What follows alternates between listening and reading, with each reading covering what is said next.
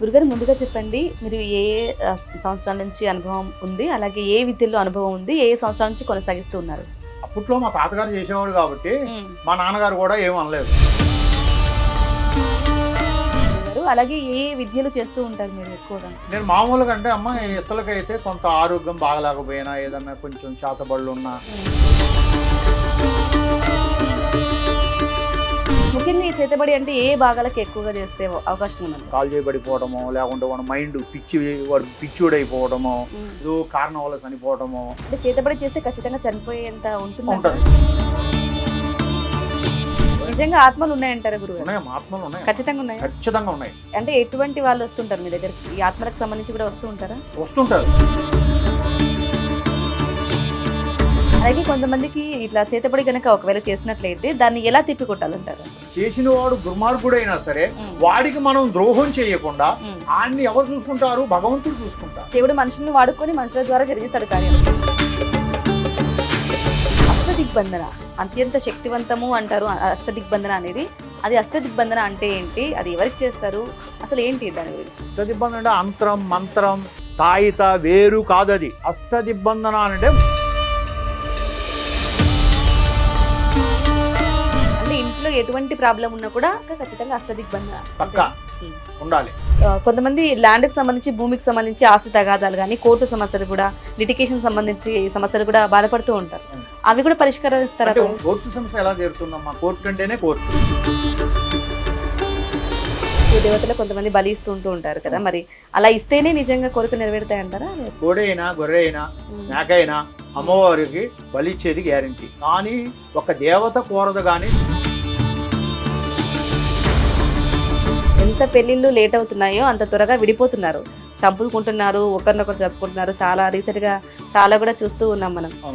ఏంటంటారు గురుగారు అసలు వీటి? అంటే అమ్మ పెళ్లి కావట్లేదు అంటే ప్రతి మానవుడి గురుగారు అలాగే ఇళ్ళలో చాలా మంది పూజలు చేసుకుంటూ ఉంటారు కదా, ఎలా చేసుకోవాలంటారు పూజలు? పూజలు అంటే అమ్మా ఇప్పుడు మగవారైనా ఆడవారైనా ఎవరైనా సరే ఎక్కువ శాతం ఆడవారే చేస్తారు. కానీ ఈ రోజు చేశాము, రేపు చేశాము, మళ్ళీ నాకు ఏమీ దక్కలేదు.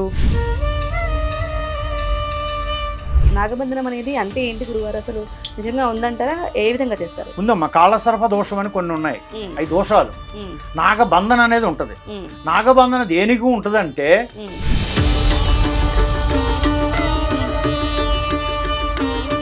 కానీ అష్టబంధన నమ్మండి, వాళ్ళు నమ్మకంతో చేసుకోండి అని నేను అమ్మవారు అనుగ్రహ సాక్షిగా చెబుతున్నా. గురుగారు నమస్కారం. నమస్కారం అమ్మా. గురుగారు మీ ఏ విద్యలో అనుభవం ఉంది? అలాగే ఎన్ని సంవత్సరాల నుంచి చేస్తా ఉన్నారు?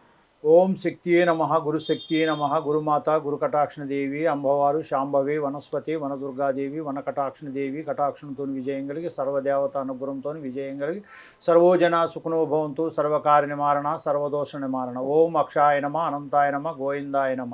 ఓం సర్వశక్తియే నమః. ఓం ప్రాణేశాయ శివం ప్రాణేశాయ స్వాహ. సర్వకటాక్షణదేవియే నమః. ఓం గురుమాత గురుమాత గురుశక్తి కటాక్షణ. ఓం జగన్మాత. చెప్పమ్మా. గురుగారు ముందుగా చెప్పండి, మీరు ఏ సంవత్సరాల నుంచి అనుభవం ఉంది? అలాగే ఏ విద్యలో అనుభవం ఉంది? ఏ సంవత్సరాల నుంచి కొనసాగిస్తూ ఉన్నారు? అమ్మ నేను చిన్న వయసు నుంచి మేము పోయేదొరలం. అలాగే. అయితే మా తాతగారు కూడా కొన్ని విద్యలల్లో చిన్న చిన్న విద్యలు చేస్తూ వచ్చేటోడు. అలాగే అంటే వంశపారంపర్యంలోనే వచ్చింది. వంశపరంగా మా తాతగారు చేసేటోడు. ఉమ్, మా తాత తర్వాత మా నాన్నగారు కూడా కొద్దిగా చేసేటోడు. అలాగే. దాంట్లో నేను కూడా ఆ విద్యే కావాలని నేను కూడా ఎంచుకున్నాను. ఉమ్, మా తాతగారు కూడా ఈ పిల్లోడికే బాగా విద్య వస్తుంది, ఉమ్, నాకు ఈ అబ్బాయే కావాలని చెప్పి మా తాతగారు కూడా ఆయనే శిష్యార్థంగా పెట్టుకున్నాడు. ఉమ్, ఆయన దగ్గరనే నేను చిన్న వయసు నుంచి ఉమ్, చదువు అనేది మాకు కొయ్యదొరలం కాబట్టి అప్పుడు అంతగా లేదు. ఉమ్. లేకపోయినా ఈ విద్యలోనే అప్పుడు గురువులు పసరకట్టుతో సహా, అలాగే గురుగారు. పసరకట్టు అంటే చదువు లేకపోయినా ఇప్పుడు చదువు బాగా అవసరం. అవును. అప్పట్లో మా తాతల కాలంలో అప్పుడు చదువు లేకపోయినా పసరకట్టుతోని జ్ఞాపక శక్తి ఎక్కువ. ఉమ్, ఆ జ్ఞాపక శక్తి ద్వారాగానే మేము విద్యలు చేసేటోళ్ళం. అదే. అట్లా మా తాతలు కూడా జ్ఞాపక శక్తితోనే బాగా చేసేటోళ్ళు. ఉమ్, అలాగనే మేము కూడా పసరకట్టుల ద్వారాగా ఈ విద్య అనేది బాగా మాకు చిన్న వయసు నుంచి మాకు అలవాటు అయిపోయింది. అలాగే. కాబట్టి ఆ తాతగారి ద్వారాగానే ముందు నేను కొంత ఏర్పాటు చేసి దాంట్లోనే వచ్చాను. ఉమ్, దాని తర్వాత మనము ఈ చిన్న చిన్న విద్యలు కాదు, మనం కూడా ఏదన్నా ఒక పెద్ద విద్యని మనం పట్టాలి, నేర్చుకోవాలి. అప్పుడు కానీ మనం కూడా సొసైటీలో ఒక పేరు సంపాదించుకోవాలనే ఒక ఆశ అనేది నాలో కలిగింది. అలాగే. అప్పుడు ఏం చేయాలా? భగవంతుని ఆశీస్సులు లేనిది మనం ఏమీ చేయలేం. అవును. భగవంతుని ఆశీస్సులు కావాలా. అప్పుడు మా పెద్దలు అమ్మవారు వనదేవత, సమ్మక్క సారక్క తల్లి కొలిసేటోళ్ళు, అమ్మవారు అలాగనే దుర్గామాతను కొలిసేటోళ్ళు. అప్పుడు అమ్మవారి ద్వారాగా అమ్మవారు దీక్షలోకి పోవాలని చెప్పి కొద్ది రోజులు అమ్మవారి దీక్షలోకి వెళ్ళాను నేను. అమ్మవారు కొద్దిగా కరుణించింది. తర్వాత కొన్ని విద్యలు నేర్చుకోవాలని నేను ఇక అలాగా మా మా ఒక క్యాస్ట్లోనే మా ఒక ఊర్లోనే ఉండకుండా నేను బయట తిరగటం కొద్దిగా అలవాటు అయింది నాకు. అంటే అన్ని రాష్ట్రాలు, ఇటు తమిళనాడు కానీ, ఇటు కేరళ కానీ, కర్ణాటక కానీ, ఇట్లా కేరళ కానీ, ఇట్లా కొన్ని రాష్ట్రాలు తిరిగి అక్కడక్కడ కొంతమంది గురువులను కూడా కలవడం జరిగింది. అలాగే. ఎవరి దగ్గర శిష్యరికం నేర్చుకున్నారు మీరు? గురువులు అంటే ఒక పర్మనెంట్ గా ఒక గురువు అనేది తాతగారే. మెయిన్ గురువు అంటే చిన్న వయసు నుంచి మనకు పసర కట్టులతోని విద్య నేర్పించి అమ్మవారు మనకి ఆశీస్సులు ఉండేలా చేసింది తాతగారే మొదటి గురువు. మొదటి గురువు. అలాగే. ఇక మొదటి గురువు అంటే ఆయన ద్వారాగానే కదా మనకి విద్య అనేది మనకి స్టార్ట్ అయింది. కాబట్టి ఆయనే మనకు మొదటి గురువు. మన తాతగారే మన లైఫ్ కి గురువు గారు. తర్వాత మధ్యలో మనం తిరుగుతున్నాం కాబట్టి, అంటే తిరుగుతున్నాం అంటే కొన్ని రాష్ట్రాలు తిరుగుతున్నాం కాబట్టి అక్కడక్కడ కొంతమంది గురువులు, కేరళ వెళ్ళాం, కేరళలో కొంతమంది గురువులను కలిసాం, కర్ణాటక వెళ్ళాం, కర్ణాటకలో కొంతమంది గురువులను కలిసాం, ఇటు తమిళనాడు వెళ్ళాం, తమిళనాడులో కొంతమంది గురువులను కలిసాం, ఇటు అట్లా కొన్ని మహారాష్ట్ర, గుజరాత్ ఇట్లా అన్ని ఊళ్ళు తిరిగాం. కానీ అన్ని భాషలు రాకపోయినా గురువుల ద్వారా గురువులను కలవాలనే ఒక ఆశతోని మనం కలిసి చాలా మంది దగ్గర కలిసి చదువుకోకపోయినా అమ్మవారి ఆశీస్సులు మాకు ఇచ్చాడు కదా మా తాతగారు. అమ్మవారు జ్ఞానం చేసి అమ్మవారిని వశయం చేసుకున్నాం. ఆ అమ్మవారి ఆశీస్సులు ఉన్నంత వరకు మనకు చదువుతో అవసరం లేదు. చదువు లేకపోయినా సరే ఆ ఒక్క జ్ఞాపక శక్తి, ఆ ఒక్క అమ్మవారి ఆశీస్సులు మనకు ఉంటాయి కాబట్టి ఆ అమ్మవారి ఆశీస్సులతో మనం ఎంత దూరం అయినా వెళ్ళిపోగలం. మరి తల్లిదండ్రులు ఇంట్లో ఎట్లా అంటే ప్రోత్సాహం ఏ విధంగా ఉండేది మీరు ఇట్లాంటి విద్యని ఎంచుకున్నప్పుడు? అప్పట్లో మా తాతగారు చేసేవాడు కాబట్టి మా నాన్నగారు కూడా ఏమనలేదు. అప్పుడు మా అమ్మ కూడా ఏమనలేదు. మా అమ్మ కానీ మా నాన్నగారు కానీ తాతగారి దగ్గరికి 10 మంది వచ్చిపోతుంటారు. అప్పట్లోనే తాతగారి దగ్గరికి కొంతమంది వచ్చిపోయేటప్పుడు అప్పుడు తాతగారు నేర్చుకున్న విద్య ఇది ఏదో అప్పట్లో మంచి విద్య, ఇది 10 మంది వచ్చిపోతున్నారంటే 10 మందికి సేవ చేసే విద్యే కదా అని చెప్పి అప్పుడు మా అమ్మగారు కానీ మా నాన్నగారు కానీ వాళ్ళు కూడా ఏమి అబ్జెక్షన్ చెప్పలే. కాకపోతే అలా ఇక నాకు కొద్దిగా వయసు వచ్చిన కాడి నుంచి నేను కూడా కొద్దిగా దూర రాష్ట్రాలు తిరగటం అనేది కూడా బాగా అలవాటు అయిపోయింది. అలాగే ఏ విద్యలు చేస్తూ ఉంటారు మీరు ఎక్కువగా? నేను మామూలుగా అంటే అమ్మ ఇసలకైతే కొంత ఆరోగ్యం బాగలేకపోయినా, ఏదన్నా కొంచెం చేతబడులు ఉన్నా, చేతబడులు అంటే ఇంతకు ముందు కాలంలో ప్రతి విలేజ్కి ఒక 2, 3 ఉండేవాళ్ళు చేతబడి చేసేటోళ్ళు. వాళ్ళు మాలాగా స్వాములు విద్యలో ఇట్లా డ్రెస్ లో ఈ విధంగా ఉండరు. వాళ్ళు మామూలుగానే ఉంటారు, మామూలు మనుషులుగానే ఉంటారు. కానీ వాళ్ళ విద్య అనేది ఏంటంటే ఒక శక్తిని వాళ్ళు ఆహాయిస్తారు, అంటే ఆహ్వానం చేసుకుంటారు. ఆ శక్తి అనేది అదే చెబుతుంటది, వాళ్ళు చేస్తారు. చెడు అంటారు దాన్ని. ఆ చెడు చేసేటప్పుడు కంపల్సరీగా ఇంతకుముందు నచ్చకపోతే అలాగా కొంతమంది ఆ చెడు ప్రయోగాన్ని చేసేటోళ్ళు, చేసిన తర్వాత కొంతమంది ఇబ్బంది పడేటోళ్ళు. అప్పట్లో పెద్దలు అనేది ఎమ్మటే కనిపెట్టేవాళ్ళు కాబట్టి విలేజ్లలో కూడా ఏదైనా దృష్టి తగిలింది అని అంటే ఎమ్మటే ఎర్రనీళ్ళు తీసి పారేస్తారు. ఎర్రని ముద్ద, తెల్ల ముద్ద, ఇట్లా అన్నం కూడా ముద్దలు చేసి ఇట్లా దిగదూడి పారేసేటోళ్ళు. పిల్లలకి ఏదైనా దిష్టి తగిలిందంటే ఎర్రనీళ్ళు తీసి పారేసేటోళ్ళు, ఎంటికలు తుక్కేసి మిరపకాయలు వేసి అట్లా అప్పట్లో ఆయుర్వేదం మాదిరిగా కొన్ని చేసేటోళ్ళు. అవి ఇప్పుడు ఏమైందనంటే ఎవరికి పట్టించుకోవట్లేదు అసలు. ఎవరు ఇప్పుడు ఏమి చేయాలి? ఇప్పుడు ఒకటే ఉంది గురువు గారు, ఏంటంటే ఇప్పుడు ఏఈ సాంకేతికత కూడా పరిజ్ఞానం కూడా ముందుకెళ్తూ ఉంది, పెరుగుతుంది. విమానాలు, రాకెట్లు, ఉన్నత దాకా యుద్ధాలు కూడా జరిగినాయి. ఈ నేపథ్యంలో ఇటువంటివి నిజంగా ఉన్నాయంటారా? నిజంగా చేతబడులు జరుగుతున్నాయంటారా? పూర్వకాలం విద్య ఎవరు మర్చిపోరమ్మా. అలాగే. ఇప్పుడు ఒక వెహికల్ నువ్వు నేర్చుకున్నావు చిన్న వయసులో, నీకు 70 ఏళ్ళు వచ్చినా కూడా ఆ వెహికల్ నువ్వు తోలగలుగుతావు. ఫస్ట్ నేర్చుకున్నాం కాబట్టి నేర్చుకున్న విద్యని ఎప్పటికీ మర్చిపోలేం. కాబట్టి మనకు 70 ఏళ్ళు వచ్చినా కూడా దాన్ని తోలుతాం. ఆ టాలెంట్ తో ఉంటది మనకి, ఆ టాలెంట్ మన మైండ్ లో ఉంటది. అలాగనే ఒక విద్య మనం నేర్చుకున్నాము అని అంటే కంపల్సరీగా ఉంటుంది. కానీ అప్పట్లో నువ్వు అన్నట్టుగా అప్పట్లో చదువులు లేవు కాబట్టి అప్పుడు ఊరికి 10 మంది నేర్చుకునేటోళ్ళు. ఏది చెడు విద్య. ఒక్క మంచి విద్య నేర్చుకోవాలంటే ఓపికతో ఉండాలా. అది కొద్ది రోజుల్లోనే నేర్చుకోవచ్చు, ఇది కొన్ని సంవత్సరాలలో నేర్చుకోవచ్చు. కాబట్టి ఈ ఓపికతో మంచి పని నేర్చుకునేవాడు చాలా టైం పడుతుంది, కానీ చెడు పని నేర్చుకునేవాడికి సింపుల్గా వస్తుంది కాబట్టి ఎమ్మటే నేర్చుకునేటోళ్ళు అప్పట్లో. ఇప్పుడు ఏంటి అని అంటే ఇవన్నీ వచ్చినాయి, కంప్యూటర్ కాలం వచ్చేసింది కాబట్టి కొంతమంది ఏంటంటే మనకెందుకు ఆ విద్య అవసరమా అని చెప్పి వదిలేసేటోళ్ళు చాలా మంది ఉన్నారు. అప్పుడు లెక్క ఇప్పుడు లేదు వాస్తవంగా నువ్వు చెప్పాలంటే. కానీ మంచి విద్య చేసేటోళ్ళు కూడా కొంతమంది ఓపికతో నేర్చుకున్న వాళ్ళు అక్కడక్కడ కొంతమంది మీద కోపంతో పగతోనూ అలా ఉన్న వాళ్ళు చేస్తూ ఉంటారు. ముఖ్యంగా ఈ చేతబడి అంటే ఏ భాగాలకు ఎక్కువగా చేసే అవకాశం ఉన్నది అంటే అమ్మ ఇప్పుడు 3 రకాలు 4 రకాలు ఉంటుందమ్మా. అది ఒకటి ఏంటి అని అంటే ఇప్పుడు ఒక లేడీస్ అయినా సరే, ఒక మగవాళ్ళైనా సరే, ఒక ఆడవాళ్ళైనా సరే, వాళ్ళకి మగోడు ఎదురు తిరిగాడు అనుకో, ఈడు నాకు ఎదురు తిరుగుతున్నాడు ఏంటి అని చెప్పి వాడి మీద చేసేది ఉంటుంది. ఎందుకనంటే వాడు ఎదురు తిరుగుతున్నాడు కదా అని వాడు కాల్ చేయబడిపోవడము, లేకుంటే వాడు మైండ్ వాడు పిచ్చుడైపోవడము, తర్వాత వాడు చనిపోవటము, ఏదో కారణం వల్ల చనిపోవటము, అట్లా కొన్ని విధాలుగా చేస్తారు. కొంతమంది ఏం చేస్తారు, ఈడు ఎక్కడ ఎదుగుదల ఉండకూడదు, వీడు ఎదగకూడదు, ఒక వ్యాపారం చేసినా, ఒక వ్యవసాయం చేసినా, ఏది చేసినా సరే వీడికి ఎదుగుదల ఉండకూడదు అంటే లక్ష్మీదేవత దూరం అయిపోవాలి. ఆ లక్ష్మీదేవత దూరం అయిపోయింది అనుకో, అప్పుడు వాడికి ఏది ఎదుగుదల ఉండదు, ఏ వ్యాపారం చేసినా ఉండదు, ఒక వ్యవసాయం చేసినా ఉండదు, ఎంత గొప్పోడైనా సరే పడిపోతాడు. అంటే చేతబడి చేస్తే ఖచ్చితంగా చనిపోయేంత ఉంటుంది. ఉన్నాయి ఆ చిట్కాలు ఉన్నాయి. అలాగే కొన్ని ఇంట్లో కూడా కొంతమందికి సమస్యలు వస్తూ ఉంటాయి కదా, మరి అటువంటి సమస్యలు కూడా ఇటువంటి కారణం. ఇప్పుడు ఏంటంటే మనిషి చనిపోయేలా ఎక్కువ చేయట్లేదు, అది ఎక్కడో గుదుకుని నడుస్తుంది తప్ప. ఇప్పుడు నేను చెప్పాను చూడు, ఎదుగుదల అని అంటే ఇప్పుడు బంధువులే ఉంటారు, రిలేషనే ఉంటారు, ఎవరైనా ఉంటారు, స్నేహితులే ఉంటారు, ఎక్కడో ఏదన్నా చిన్న చిన్న మనిషి అన్నప్పుడు కొద్దిగా చతురత్వం అనేది రాకుండా పోదు. ప్రతి మానవుడికి ఉంటది, ఆడవాళ్ళకైనా మగవాళ్ళకైనా ప్రతి మానవులకి చతురత్వం అనేది ఉంటది. ఆ చతురత్వంతో కొంతమంది ఏం చేస్తున్నారంటే ఈగో, అంటే నాకంటే గొప్ప వాళ్ళ, అంటే నాకు ఎదురు తిరిగి మాట్లాడేటోళ్ళ, అంటే ప్రతి మానవుడికి ఈగో ఉంటది కదమ్మా. ఆ ఈగోతోని కొంతమంది ఎదుగుదల మీద కొడుతున్నారు.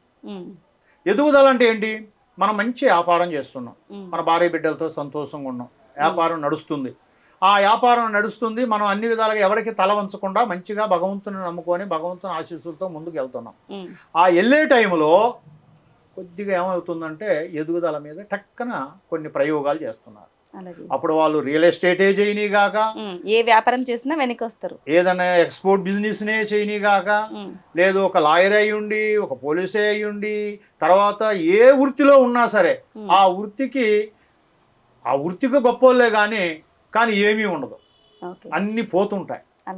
అట్లా ఇంట్లో సమస్యలు పెరుగుతుంటాయి, పిల్లలకు పెళ్లిళ్ళు కాకుండా, పిల్లలు పెద్దోళ్ళు చదివినా కూడా ఉద్యోగాలు రాకుండా, అర్థమైందమ్మా, కొంతమందికి సంతానం అందకుండా, కొన్ని ఇండ్లు జీవకలబోయేట్టుగా, కొన్ని ఇంట్లో గొడవలు కూడా అవుతూ ఉంటాయి, కొన్ని భార్య భర్తలకి సికాకులు రావడం కానీ, ఇంట్లో ఒకరి మాట ఒకరు వినకుండా పోవడం కానీ, ఇక వాళ్ళకి ఒక రకంగా కాదు నానా రకాలుగా వాళ్ళకి కొన్ని ఇబ్బందులు వస్తుంటాయి. వాళ్ళు ఏం చేస్తారు, ఎప్పుడు నేను ఇంతకుముందు ఫస్ట్లో చెప్పాను, ఏదన్నా చిన్న చిన్న చిటకాలు అనేది ఇంతకుముందు విలేజీలల్లా దిగదూడ్చి పారేయడం కానీ, ఇట్లా ఎర్నీళ్ళు తీపడం కానీ, ఏదైనా ఊళ్ళో ఒక వైద్యుడు ఉన్నట్టు వాళ్ళ దగ్గర పోయి అంతరం కట్టించుకోవడం కానీ ఇంతకుముందు చేసేటోళ్ళు. ఇప్పుడు నువ్వు అన్నట్టుగా అన్ని ర్యాకెట్లు వచ్చినాయి, గొప్ప వాళ్ళు అయిపోయి విమానాలలో పోతున్నాం వస్తున్నాం, అన్ని విధాలుగా అన్ని బాగున్నాయి, ఎక్కితే కారు దిగితే కారు అన్ని విధాలుగా బాగున్నాయి కాబట్టి ఇప్పుడు ఎవరు అలాగా ఆలోచించరు. అది ఆలోచించకుండా ఉండడం వల్ల ఏమవుతుందనంటే అది అలాగనే పెరుగుతుంటది. మనలో మనకు ఒక జబ్బు వచ్చింది అని అంటే మందు మాత్రం లేకపోతే ఆ జబ్బు ఎలాగ పెరుగుతుందో ఈ ఒక చెడు ప్రయోగం కూడా మన ఇంటి మీద పెరుగుతూనే ఉంటుంది. అది పెరిగినా కొద్దీ ఏమవుతుంది, సమస్యలు ఎదురవుతుంటాయి, ఏది ముందుకు రాదు. భగవంతుడు ఉంటాడు కానీ కొంతమంది ఏమంటారు, నాకు చెడు పడ్డప్పుడు నీ దేవుడు మొక్కుతున్నా కదా, మనసు పూర్తిగా దేవుడి గుడికి వెళ్తున్నా కదా, మరి ఆ దేవుడు నన్ను తీర్చాలి కదా, మరి ఆ దేవుడు కాపాడాలి కదా అని అంటారు. కానీ ఎవరికైనా సరే దేవుడు ఉన్నాడు, కానీ నేరుగా వచ్చి ఎవరికి సమస్యని మానవుడికి తీర్చాడు, ఏదో ఒక రూపంలో ఆయన తీరుస్తాడు. కానీ మనం ఈగోతోని ఒక కుళ్ళు కృతజ్ఞతతోని మనం కొన్ని పనులు చేస్తాం కాబట్టి అవి మళ్ళీ మనుషుల ద్వారానే తీరవాలి. అలాగే కొంతమందికి ఇట్లా చేతబడి కనుక ఒకవేళ చేసినట్లయితే దాన్ని ఎలా తిప్పి కొట్టాలంటారు? అసలు తిప్పి కొట్టాల్సిన అవసరం లేదు, అది మనం మళ్ళీ తప్పు చేసినట్టుగా. ఒక్కరు తప్పు చేశాడు, అర్థమైందా, తెలియకునో వాడు నేర్చుకున్న విద్య చేశాడు, కానీ మనం దాన్ని తిప్పి కొట్టాల్సిన అవసరం లేదు. మనం దైవ సృష్టిలో అదే చెప్పాను కదా, భగవంతుడు ఉన్నాను, దైవాన్ని మనం కోరుకుంటే దైవం మనకు ఒక దారి చూపిస్తుంది. ఉమ్, ఆ దారిలో మనం పోతే ఉమ్, మనం బాగుపడే ప్రయత్నాన్ని మనం చేసుకోవాలి తప్ప ఉమ్, మనం తిప్పి కొట్టాలనేది అది అవసరం లేదు. మనం ఉమ్. పాపం మళ్ళీ ఒకటి చేశాడు కదా అని మనం చేయాల్సిన అవసరం లేదు. అవసరం లేదు. అలాంటిదే మన దగ్గరకు వస్తే ఉమ్, మనం దానికి ఒక పరిష్కారం చేస్తాం. ఉమ్, ఆ పరిష్కారాన్ని బట్టి చేస్తే ఆ కుటుంబం బాగుండేలా మనం మెయిన్గా ఒక మార్గం చూపిస్తాం. అలాగే. అది ఎవరికీ నష్టం లేకుండా, ఎవరికీ ప్రాబ్లం లేకుండా, ఉమ్, చేసిన వాడు దుర్మార్గుడైనా సరే ఉమ్, వాడికి మనం ద్రోహం చేయకుండా, ఉమ్, అర్థమైందా? ఆయన్ని ఎవరు చూసుకుంటారు? భగవంతుడు చూసుకుంటారు. అవును. అమ్మవారు ఉంది, ఉమ్, మహానుభావులు ఉన్నారు, సృష్టికర్త శివుడు ఉన్నాడు, ఆయన మహావిష్ణువు ఉన్నాడు, బ్రహ్మ ఉన్నాడు. ఉమ్, అర్థమైందమ్మా? ఉమ్, వాళ్ళే మనకు సృష్టికర్తలు, వాళ్ళు చూసుకుంటారు. ఉమ్, యేసుని నమ్మేవాళ్ళు యేసునాథుడు ఉన్నాడు. ఉమ్, అర్థమైంది? అల్లా నమ్మేవాళ్ళు అల్లా ఉన్నాడు. ఉమ్, ఎవరికి చూసుకునే పరిస్థితి ఒక ఒక ఆ, అది ఒక శిక్ష అనేది ఉమ్. ఆ భగవంతులే చూసుకుంటారు. కానీ మనకి కావాల్సింది ఒక అలాగే గురు. మనకు కావాల్సింది మనకి విముక్తి. ఓకే. ఆ విముక్తి కావాలి అని చేతబడి నుంచి అంటే విముక్తి కావాలి. మనలాంటి కొంతమంది స్వాముల్ని కలవాలి. ఉమ్, మీలాంటి కొంతమంది స్వాములు కలవాలి. కానీ కంపల్సరీ అందరి స్వాములు అలానే ఉంటారా? అమ్మా, అందరు మంచి వాళ్ళని నేను చెప్పలేను. నేను ఇంత ముందు కూడా చెప్పాను, ఉమ్, అందరు చెడ్డవాళ్ళని చెప్పలేను. ఉమ్. ఊరన్నప్పుడు 10 మంది మరి ఉంటారు. ఎలా ఎవరిని సరైన వాళ్ళని ఎలా ఎంచుకోవాలంటారు? ఇక వాళ్ళ అదృష్టాన్ని బట్టే దొరుకుతాడు ఏ స్వామి అయినా. ఉమ్, అంతేగాని మనం పలానోళ్ళు ఇప్పుడు నువ్వు వెళ్ళేటప్పుడు నా దగ్గరకు వచ్చి అడిగితే పలానా దగ్గరికి పోవాలా వద్దా అని అంటే మనం వద్దు అంటాం. ఉమ్, సరే, ఒకవేళ ఆయన మంచోడు అయి ఉంటాడు. ఉమ్, ఒకవేళ ఆయనకి వద్దు అని అంటే మనం పోకుండా పోతే ఈయన సమస్య తీరదు కదా. అవును. అందుకని మనం ఒకరి దగ్గరికి పో, ఒకరి దగ్గరకు వద్దు అని మనం చెప్పాం. చెప్పాం. ఉమ్, దేశం మీద, సృష్టి మీద కావలసినంత మంది స్వాములు ఉన్నారు. ఉమ్. అర్థమైందమ్మా? ఎంచుకునే ఇప్పుడు బాధ్యత కొంతమంది- మనదే ఇంకా అయితే ఆ, సరైన వాళ్ళను. అంతే మీకే వదిలేసాం. ఉమ్, నేను గొప్పోడని నేను చెప్పట్లే, ఉమ్, కానీ ఆయన గొప్పోడని చెప్పట్లే. కాదు, ఆయన చెడ్డోడు నేనే గొప్పోడని నేను చెప్పట్లే. ఉమ్, ఎవరైనా సరే సృష్టి మీద కొన్ని వందల మంది ఉన్నారు. ఉమ్, దాంట్లో విద్య తెలిసిన వాళ్ళు ఉన్నారు, తెలియని వాళ్ళు ఉన్నారు. ఉమ్, కానీ పలానోళ్ళు తెలిసిన వాళ్ళు, పలానోళ్ళు తెలియని వాళ్ళు అనేది ఏం లేదు. ఇప్పుడు శంకరాచార్యులు ఉన్నారు, దేశం మొత్తం వాళ్ళకి నమస్కారం చేస్తుంది. అవును, శంకరాచార్యులు అంటే గొప్ప వాళ్ళు అని చెప్పి. అవును. ఇప్పుడు వాళ్ళ వల్ల కూడా కొన్ని పరిష్కారాలు అవుతున్నాయి, కొన్ని పరిష్కారాలు కావట్లేదు. అవ్వట్లేదు. ఉమ్, అంతే కదమ్మా? అంతే. నమ్మకం అనేది మనకి ముఖ్యం. ఉమ్, ఆ నమ్మకంతో పోయినప్పుడు ఈ స్వామి చెయ్యగలుగుతాడా చెయ్యలేడా అనేది మీరు దాన్ని ఆలోచించాల్సిందే తప్ప మేమైతే ఒకరు చెడ్డవారు పోవద్దు, వీళ్ళు మంచివాళ్ళు, వీళ్ళ దగ్గరికి పోండి అని మనం చెప్పాం. yes. అంతా దేశం మీద మంచివారే. కోటి విద్యలు చేసినా కూటి కొరకే. అవును, ఆ భోజనం మనకు కావాలా, జానడు పొట్ట కోసం. అవును. బియ్య చదివినా బియ్యపు నూకల గురించే అని భగవంతుడు పెద్దవాళ్ళు అప్పుడు చెప్పారు, పెద్దలు. అర్థమైందమ్మా? ఉమ్, ఆకలి రుచి ఎరగదు, నిద్ర సుఖం ఎరగదు. ఉమ్, అంటే అవుతుందా? ఉమ్. నిద్ర సుఖం అంటే బాగా నిద్ర వచ్చేస్తే మనం బెడ్ మీద పండుకున్నామా, కింద పండుకున్నామా, అవును. ఏడ పండుకున్నామా అనేది తెలీదు. తెలియదు. అది నిద్ర సుఖం ఎరగదు. అవును. ఆకలి రుచి ఎరగదు అని బాగా ఆకలి వేసేటప్పుడు అది ఏ కూర, కారమా, అవును. ఏంటి, మాంసమా, ఏంటి అనేది మనకు తెలీదు. తెలియదు, అవును. తినేస్తాం.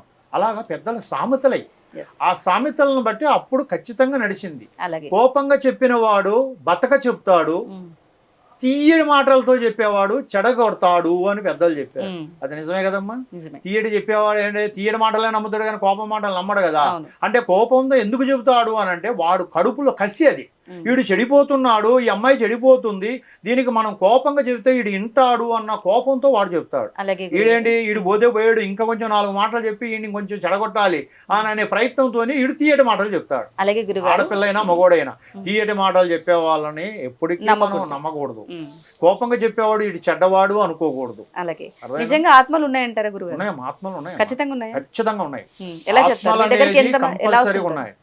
అంటే ఎటువంటి వాళ్ళు వస్తుంటారు మీ దగ్గరికి? ఈ ఆత్మలకు సంబంధించి కూడా వస్తూ ఉంటారా? వస్తుంటారు. ఉమ్, ఆత్మలకు సంబంధించి కూడా కొంతమంది వస్తుంటారు. ఉమ్, వాళ్ళకి చేసే ప్రయత్నం వాళ్ళకి చేస్తాము. ఉమ్. కొంతమందికి ఆత్మ అనే దానికంటే ఎక్కువ శాతం ఈ అంటే ఉండవు, ట్రాష్ అవి ఇవి అంటూ ఉంటారు కదా, చాలా మంది నమ్మరు కదా నిజంగా ఉన్నాయంటే. ఇప్పుడు దేవుడు లేడని కొంతమంది అంటున్నారు. ఉమ్, వాళ్ళని మనం ఏమంటున్నాం, నాస్తికులు అంటున్నాం. అవును. అంతే కదా. ఉమ్, మళ్ళీ వాడు మనసులో నమ్ముకుంటాడో నమ్ముకోడో ఇక అంతా ఆడికే తెలుసు, ఉమ్, బయట మాత్రం లేడు అని అంటాడు. ఉమ్, అంతే కదా. అవును. మనం ఏం చేస్తాం, ఉన్నాడు అని అంటాం. ఉమ్, ఉన్నాడు అంటే ఉన్నాడు, నీ ఆత్మలో ఉంది, నా ఆత్మలో ఉన్నాడు. భగవంతుడు ఎక్కడ లేడు, అంతే. మన ఆత్మలోనే ఉన్నాడు. ఉమ్, మనం పరిశుద్ధంగా మనం దేవుడిని తలుచుకుంటే ఈ ఆత్మలోనే ఉన్నాడు, ఎక్కడో బయట లేడు. అవును. అర్థమైందమ్మా? ఉమ్, ఏ దేవత అయినా సరే మన మనసులోనే ఉంది. ఉమ్, ఎక్కడైనా సరే ఇప్పుడు వెంకటాచలపతి వెంకటరమణ స్వామి ఏడుకొండల వాడు ఆ తిరుపతిలోనే ఉన్నాడు, ఇక్కడ లేడు అనుకుంటాం మనం. ప్రతి ఇంట్లో మనం ఆయన పూజ, ఆయన పటం పెట్టుకొని పూజ చేసుకుంటాం. ఎక్కడున్నాడు ఆయన? మన ఇంట్లోనే ఉన్నాడు. శివుడు ఎక్కడో ఉన్నాడు, అక్కడే ఉన్నాడు, కాశీ విశ్వనాథుడు కాశీలోనే ఉన్నాడు అనుకుంటాం. కానీ కాశీలో లేడు, మన ఇంట్లో దేవుడు ఆయన పెట్టుకొని పూజ చేసుకుంటాం, మన దగ్గరే ఉన్నాడు. అలాగే. అమ్మవారు ఎక్కడో విజయవాడలో ఉంది, కనకదుర్గమ్మ తల్లి అనుకుంటాం. శక్తి పీఠాలు 18 శక్తి పీఠాలు ఉన్నాయి అనుకుంటాం. అంతా మన మనసులోనే ఉంటుంది. మనం ఏడైనా సరే తొక్కితే రాయి, మొక్కితే దేవుడు. అలాగే అంటే అర్థమైందని నేను చెప్పింది. ఉమ్. మనం ఒక రాయిని తొక్కితే తొక్కుతాం, గనక ఆ రాయి అది. అవును, దాన్ని మనం తీసి దాన్ని పసుపు కుంకుమ పెట్టి ఒక చెట్టు కాడ పెట్టి మనం పూజించామంటే దేవుడు. దేవుడు. అవును. మనం పెట్టిందే దేవుడి పేరు.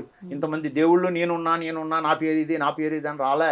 మన మనసులో కలిగింది మనం మశమ్మని పెట్టుకున్నాం, బంగారు పోషమ్మని పెట్టుకున్నాం, కనకదుర్గమ్మని పెట్టుకున్నాం, సమ్మక్కని పెట్టుకున్నాం, సారక్కని పెట్టుకున్నాం, వెంకటరమణ స్వామి, శివయ్య, బ్రహ్మదేవుడు, కొరివే, ఇట్లా రకరకాలుగా మనం పెట్టుకున్నామే. కానీ వాళ్ళు వచ్చి ఈ పేరు పెట్టండి అని అన్నదేం లేదు. కానీ భగవంతులంతా దేవుడంతా ఒక్కడే, అల్లా అయినా ఒక్కడే, క్రీస్తు అయినా యేసైనా ఒక్కడే, మన హిందువులైనా ఒక్కరే, మన ఆత్మలన్నీ ఒక్కటే. నువ్వు కోరుకునేది అదే, నేను కోరుకునేది అదే, ముస్లిం కోరుకునేది అదే, హిందూ కోరుకునేది అదే, క్రీస్తు కోరుకునేది అదే. ఏమని కోరుకుంటాం మనం? నా కుటుంబం బాగుండాలి, నా వ్యాపారం బాగుండాలి, నేను బాగుండాలి, నేను కోట్లు సంపాదించుకోవాలనే కోరుకుంటాం. ఏ భక్తుడైనా సరే, ఏ ఒక మన మతం అయినా సరే అంతే కదా. మతాలన్నీ ఒకటే, మతాలు వేరు కానీ మనసులో అంతా ఒకటే. అది మనం గమనించాలా. అంతేగాని మనం చేసుకునేది లేదు. జాతులలో రెండే జాతులు, ఒక స్త్రీ జాతి, ఒక పురుషుడు జాతి. అర్థమైందా? ఆ రెండు జాతులే సృష్టిని మొత్తాన్ని మనల్ని పెంచుతున్నాయి, మన సృష్టిని పెరుగుతుంది. అంతే కదా. వేరే జాతి వచ్చి పెంచట్లేదు కదా. కాబట్టి మనకు దేవుడంతా ఒక్కడే, పరమాత్ముడు లేని మనం లేము. ఆయన పేరే పరమాత్ముడు. అర్థమైందని చెప్పింది. ఒక వెంకటరమణ, శివయ్య, బ్రహ్మదేవుడు, ఇట్లా అంత దేవుళ్ళు ఉన్నారు కదా, అందరు కలిస్తే పరమాత్ముడు అంటే ఒక్కడే. పరమాత్ముడే మనకి రక్ష. ఆ రక్షణ బట్టే మనం మనస్ఫూర్తిగా ఏదైనా పూజిస్తే ఆ పూజలోనే మనకు భగవంతుడు కరుణించి మనకి ఎవరి ద్వారాగా చేయాలో వాళ్ళ ద్వారాగా ఖచ్చితంగా పంపిస్తాడు. కలలోనో నీడలోనో లేకుంటే పక్కింటోడితోనో అక్కడితోనో చెప్తాడు, పలానా దగ్గరికి బొమ్మంటాడు. వాళ్ళు ఖచ్చితంగా ఆడ కర్మ తీరే కాడి దేవుడు మనుషుల్ని వాడుకొని మనుషుల ద్వారా జరిగిస్తాడు కార్యం. కంపల్సరీగా మనుషుల్ని వాడుకోడు ఆయన, మనుషుల్ని రక్షిస్తాడు. మనం వాడుకుంటున్నాం ఆయన్ని. ఆయన మనల్ని వాడుకోడు, భగవంతుడు మనల్ని వాడుకోడు. మనకి సృష్టి ఇలా ఉంది అని చెప్పి పెడతాడు. ఆ సృష్టికి మనం కష్టం వచ్చి రాగానే అడిగిపోయి స్వామి స్వామి స్వామి దేవుడా మాకు ఏది కావట్లేదు అని మనం ఆయన్ని ఇబ్బంది పెడుతున్నామే తప్ప ఆయన మనల్ని ఇబ్బంది పెట్టట్లే. మనకి ఇచ్చే టైంలో ఖచ్చితంగా ఇస్తాడు. నీకు రాసి పెట్టాను నాయన, నీ విధంగా నీకు ఈ స్థితిలో నువ్వు ఇట్లా గొప్పోడు అవుతావు, ఈ వయసులో నువ్వు గొప్పోడు అవుతావు, నీకు తొందరపడొద్దు అని చెప్తాడు ఆయన. కానీ మన ఒక మానవ జాతి ఆగదు, ఆదుర్త ఎక్కువ, తొందర ఎక్కువ. కాబట్టి దేవుళ్ళ దగ్గర పోయి మనం దండం పెడతా ఉంటాం, మొక్కుతా ఉంటాం. కొద్దిగా బాగాలేదంటే దేవుళ్ళ దగ్గర పోయి మొక్కుతాం. అలాగే గురుగారు, గవల శాస్త్రం కూడా చాలా మంది చెప్తూ ఉంటారు, అది నిజమే అంటారా? అంటే ఏంటి జరుగుతుంది? ఇప్పుడు నేను కూడా ఇంతకు ముందు మామూలుగా రేఖ చూసి చెప్పేటోండి, మా తాతల కాలం నుంచి రేఖ చూసి చెప్పేటోళ్ళు. మరి రేఖలు కూడా కొన్ని మారుతుంటాయి. రేఖ ధనరేఖ బ్రహ్మాండంగా ఉంటది అంటారు. ఆ ధనరేఖ ఉండవాడికి కూడా ధనం నిలబడదు. అర్థమైందా? రేఖ ఉంటుంది కానీ వాడికి నిలబడదు. అంటే ఏంటి? అప్పుడు వాడు గడియలు తల్లి గర్భంలో కల్లి భూమి మీద పడ్డప్పుడే మనకి గ్రహస్థితులు అనేవి కొన్ని ఉంటాయి. ఆ గ్రహస్థితులు మనకి పుట్టిన గడియలను బట్టి మనకి మంచిగా మనకి అన్ని సమకూరితే అప్పుడు మన జీవితం అనేది ఇంకా మారుతూనే ఉంటుంది. పెరిగినా కొద్ది గొప్పలం అయిపోతుంటాం. రేఖని కాదు గొప్పతనం. అలాగనే గ్రహస్థితులు అనేది ఎలా చూడాలి అని అంటే మనం కంటికి చూపిలేం కాబట్టి దాన్ని కొంతమంది గంగలో ఉండేవి శంకరు ఎవరిది? శంకరుడిది, మహావిష్ణుది, ఆ గొప్ప వాళ్ళ దగ్గర ఉండేది. దాన్నే గవ్వలు అంటారు. శంకులు మనం వేయలేం కాబట్టి ఆ సృష్టిలో పుట్టేవి గవ్వలు. ఆ గవ్వల్ని మనం ఒక 9 గ్రవ్వలు, కొంతమంది 11 వేస్తారు, కొంతమంది 3 వేస్తారు, కొంతమంది 5 వేస్తారు, కొంతమంది 9 వేస్తారు. నేనైతే 9 గవ్వల్ని ఎంచుకున్నాను. ఆ 9 ఏంటి? 9 గ్రహాలు. నీ జీవితంలో ఆ 9 ఎలా ఉన్నాయి అని చూడాలి అని అంటే నీకు చూపించాలి. మరి నీకు చూపించాలంటే నీకు తెలియదు కదా. అందుకని నీ చేతుకుంటేనే 3 సార్లు గవ్వలు వేపిస్తా. ఒకసారి వేపించా 5 వచ్చినాయి, ఇంకోసారి వేపించా 3 వచ్చినాయి, ఇంకోసారి వేపించా 6 వచ్చినాయి. ఎంతమ్మా ఈ టోటల్ లెక్కేసుకోవాలా? 5, 3, 9, 6 ఎన్ని? 14 అని టోటల్ వేసుకోవాలి మనం. 14ని మళ్ళీ టోటల్ చేయమ్మా. 4, 1 ఎంత? 5. అంటే పంచభూతాలు ఎన్ని వచ్చినాయి? పంచభూతాలు అంటే పంచభూతాలు ఎన్ని? 5. 5 అని అంటే పంచభూతాలు 5 వచ్చినాయి. ఆ 5ను బట్టి నీకు పెళ్ళి అయిందా, నీకు పెళ్ళి అయిందా కాలేదా, పెళ్ళి అయితే భార్య వల్ల ఏ విధంగా ఉంది, అర్థమైందా, నీకు కుటుంబం ఎలాగుంది, ఆ పంచభూతాలు నీకు సపోర్ట్ చేస్తున్నాయా చేయట్లేదా, మరి చేస్తే నీ జీవితం ఎలాగుంది, చెయ్యకపోతే నీ జీవితం ఎలాగుంది అనేది దాన్ని బట్టే ఒక జ్యోతిష్యం అనేది వస్తుంది. అలాగే అప్పుడు ప్రతి మనిషిని గ్రహస్థితులే ముందుకు నడిపించాలన్నా, మనల్ని కూర్చోబెట్టాలన్నా గ్రహస్థితులే. కోటేశ్వరుని బిచ్చగాడిని చేయాలన్నా, బిచ్చగాడిని కోటేశ్వరుని చేయాలన్నా గ్రహస్థితులే బాగుండాలి. మెయిన్ గా గ్రహస్థితులు లేని వాడు ఏమీ చేయలేడు. అందుకనే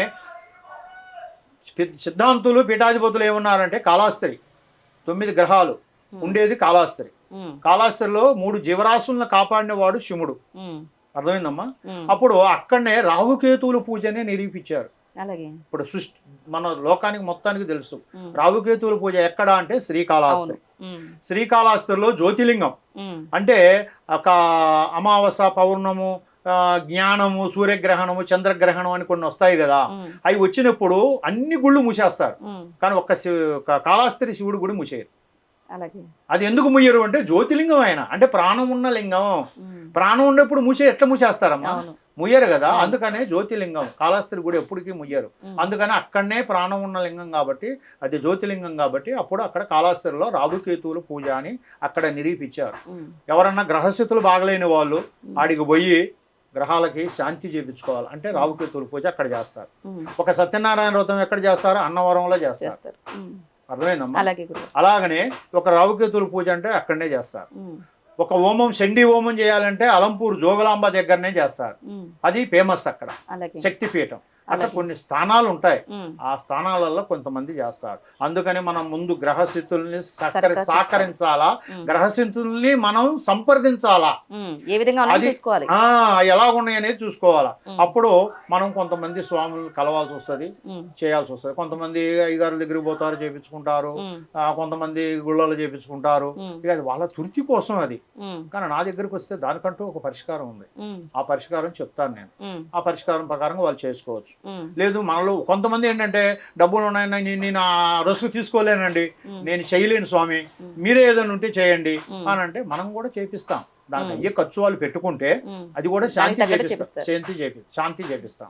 అర్థమైందా గురుగారు? అలాగే చెప్పండి, అష్టదిగ్బంధన అత్యంత శక్తివంతము అంటారు. అష్టదిగ్బంధన అనేది అది అష్టదిగ్బంధన అంటే ఏంటి, అది ఎవరికి చేస్తారు, అసలు ఏంటి దాని గురించి? సో మంచి క్వశ్చన్ అమ్మా. నువ్వు అడిగిన క్వశ్చన్లలో నేను చెప్పాల్సిన క్వశ్చన్ జనానికి ఉపయోగపడే క్వశ్చన్, ఉపయోగపడే పని దాంట్లో ఉంది. ఇప్పుడు నేను కూడా నువ్వు ఫస్ట్ అడిగావు ఏమేమి విద్యలు చేస్తావు గురువు గారని. అప్పట్లో చాలా చేశా, కానీ కొన్ని అయినాయి, కొన్ని కాల. కానీ ఇప్పుడు అయ్యేది జనాలను బాగు చేసేది, భక్తులను కాపాడేది ఒక్క అష్టదిగ్బంధనే. అదొక్కటే అష్టదిగ్బంధన అని అంటే ఇంతకుముందు పూర్వకాలంలో రాజులు ఉండేవాళ్ళు, మనం కాదు అప్పుడు ఉంది. రాజులు అంటే దేవతలకే కనెక్షన్లో ఉండేవాళ్ళు. అప్పుడు వాళ్ళు దేవతలు కూడా వాళ్ళ చుట్టూ తిరిగేవాళ్ళు, దేవతలకి దగ్గరికి పోయేవాళ్ళు మహారాజులు. ఆ రాజుల కాలంలో ఒక్కొక్క రాజ్యం బాగుంటుంది, ఒక్కొక్క రాజ్యం బాగోదు. అంటే అప్పుడు ఆ రాజ్యానికి కీడు పడుతుంది, కీడు అనేది పడుతుంది. కీడు పట్టినప్పుడు ఆ రాజ్యం దెబ్బతింటుంటుంది. దెబ్బతినేటప్పుడు ఒక్కొక్క రాజ్యంలో కొంతమంది సిద్ధాంతులు ఉంటారు రాజుల కింద. అప్పుడు ఆ రాజుగారు ఏంటి సిద్ధాంతులు, మరి ఇట్లా మన రాజ్యం ఇట్లా దెబ్బతింటుందనంటే అప్పుడు ఆ సిద్ధాంతులు అప్పుడు చూసి అప్పుడు మన కోటకి మన రాజ్యానికి కొంచెం కీడు పట్టుకుందండి, మరి ఆ కీడు తీరాలి అని అంటే అప్పుడు కీడు ఇప్పుడు చేతబడి. ఇప్పుడు కీడు అంటే ఎవరికి అర్థం కాదు, అర్థమైందమ్మా. అది పట్టింది కాబట్టి ఆ ఒక్క కీడు పోవాలి అని అంటే మన కోటకి మన రాజ్యానికి మనం అష్టదిగ్బంధం చేయాలి గురువు స్వామి రాజుగారు మహారాజు గారు అని చెప్పేటోళ్ళు. అప్పుడు ఎలా చేయాలి అని అంటే అష్టదిగ్బంధన అని అంటే 303 దేవతలు. అష్టదిగ్బంధన అంటే అంతరం మంత్రం తాయిత వేరు కాదది. అష్టదిగ్బంధన అంటే 303 దేవతలు. ఆ దేవతల అనుగ్రహం అనేది, ఆ దేవతల ఆశీస్సులు అనేది మన మీద ఉండాలా, మన రాజ్యానికి ఉండాలా, మన కోటకు ఉండాలా. అవి ఉండాలి అని అంటే అప్పుడు అష్టదిగ్బంధం చేయాలి అని అంటే అప్పుడు పెద్దలు మహారాజులు ఏం చేసేటోళ్ళు అంటే ఆ మామూలుగా అప్పుడు రాగిష్యం బిందెలు కానీ, లేదంటే బంగారు బిందెలు కానీ, లేకుంటే ఎండి బిందెలు కానీ, అప్పుడు 4 బిందెలు కానీ తీసుకొచ్చి అప్పుడు దాంట్లల్లా సిద్ధాంతులు రాసేటోళ్ళు. అష్టదిగ్బంధన యంత్రాలని చెప్పి చెక్కిటోళ్ళు. అప్పుడు ఆ యంత్రాలను చెక్కి అప్పుడు దానిలో కొంత ఆ యంత్రాలను చెక్కి ఆ యంత్రాలతో పాటుగా దానికి కొన్ని వస్తువులు ఉంటాయి. ఆ వస్తువులన్నీ దాన్ని తీసుకొచ్చి అప్పుడు దాంట్లో నింపి అవన్నీ బందోబస్తు చేసి, అర్థమైందా, పూజలో పెట్టి 108 రోజులు దాన్ని పూజ చేసి, దాన్ని అప్పుడు ఆ రాజ్యానికి, ఆ రాజు కోటకి 4 వైపుల 4 అవి భూమిలో పెట్టి పూజ చేసేవారు. పూజ చేసినప్పుడు అప్పుడు ఆ దేవతలంతా చెడు, ఆ ఒక చెడు ప్రయోగాలన్నీ పోయి అప్పుడు ఆ కోట బాగుండేది, ఆ రాజ్యం బాగుండేది, ఆ రాజు బాగుండేవాడు, ఆ ఊరు బాగుండేది. అదే ఒక అష్టదిబ్బందన అంటారు. ఆ అష్టదిబ్బందన అనేది చాలామందికి తెలియదు. కొంతమంది దాన్ని ఉపయోగించుకొని, పేరును ఉపయోగించుకొని, కొంతమంది యంత్రాలు కొట్లలో కొనుక్కొచ్చి ఇచ్చేటోళ్ళు ఉంటారు, కొంతమంది రాసేటోళ్ళు ఉంటారు, కొంతమంది దాన్ని చేస్తారు. కానీ అది కాదు విద్య. నాకు తెలిసినంత వరకు ఎవరు ఎలా చేసుకుంటారో తప్పు లేదు, వాళ్ళకి తెలిసిన విద్య వాళ్ళు చేసుకుంటారు. వాళ్ళు ఇలా చేస్తున్నారు, వాళ్ళది తప్పు, నాది రైట్ అని నేను అనట్లేదు. ఎవరికి తెలిసిన విద్య వాళ్ళు చేస్తారు. కానీ నాకు తెలిసిన విద్య అష్టదిబ్బందన అంటే పేరు చెప్పటం కాదు, దానికంటూ కొన్ని వస్తువులు కావాలా. ఆ వస్తువుల పేరు చెప్తాను నేను. అష్టదిబ్బందన అంటే ఒక మన ఇప్పుడు కుటుంబానికి కావాల్సింది ఎవరు? కుటుంబం ఎవరిది? కుటుంబ పెద్ద శివుడిది. ఏ ఇంటికాడ పూజ చేయాలన్నా, ఎక్కడ చేయాలన్నా ఒక శివుడిని పెట్టే మనం ముందు పూజ చేస్తాం. ఏది గృహోపదేశం అయినా ఏదైనా, అంటే ఫ్యామిలీ ఉన్నది ఆయనకే, బిడ్డలు కొడుకులు అంతా ఉన్నది ఆయనకే. కాబట్టి అది శివ ఆరాధనతో శివయంత్రం అనేది అష్టబంధన యంత్రం అంటారు దాన్ని. ఆ ఒక్క అష్టబంధన యంత్రాన్ని రాయాల. తర్వాత మనకి ఏదైనా చేతబడులు ఉన్నాయి కాబట్టి చేతబడి యంత్రం అని ఒకటి ఉంటుంది. ఆ చేతబడి యంత్రం రాయాల మెయిన్గా. దాని తర్వాత దాంట్లో పునుగు, జవాయి, కస్తూరి, గోరోజనం, ఇలమురి, పెడమురి, ముత్యపు శంకు, గోమతి చక్రాలు, తెల్ల జిల్లేడి, తేలుకొండి కాయలు, అర్థమైందమ్మా. దాంట్లో ఆ తర్వాత ఇవన్నీ ఉంటాయి, దానికి అన్ని వస్తువులు ఉంటాయి. ఈ వస్తువులన్నీ తీసుకొచ్చి దాంట్లో వేయాల. ఈ అన్నిటికీ పవర్ని ఇచ్చేది. ఇప్పుడు పునుగు అంటే దేనికి అనుకున్నామమ్మా? అది వెంకటాచలపతిని అభిషేకం చేసేది పునుగే. వెంకటాచలపతికి పునుగుతోనే ఆయనకు అభిషేకం చేస్తారు, అర్థమైందమ్మా.